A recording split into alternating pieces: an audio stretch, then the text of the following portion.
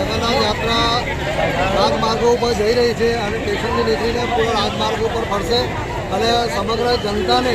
આજે સમગ્ર વડોદરા જનતા ધન્ય થઈ જશે કે જગન્નાથ ભગવાનના દર્શન બધાને થશે અને આ પાવન અવસર ઉપર બધા ઉમંગમાં છે અને બધી મોજ લાગેલી છે. રેલવે સ્ટેશનથી નીકળી છે આ જગન્નાથ યાત્રા પૂરી રાજમાર્ગો પર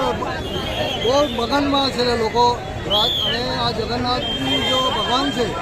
એમની પૂજા અર્ચના કરીને આ યાત્રા કરવામાં આવી છે અને હવેથી જુઓ તો તમે કેટલું ઉમંગ છે લોકોમાં અને પોલીસ 4 રસ્તા ઉપર બી સ્વાગત કરવામાં આવ્યું હતું અમારે અહીંયા વડોદરામાં મનમોહન વડાપાવ અને મનમોહન સમોસાના તરફથી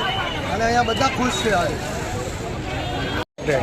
મારું નામ કલ્પનાબેન મુકેશભાઈ પંડ્યા છે. હું શહેર કારોબારી બીજેપીમાં અત્યારે કાર્યરત છું અને મારી સાથે એક હમણાં બનાવ બન્યો કે હું જગન્નાથ યાત્રામાં જગન્નાથ ભગવાન અને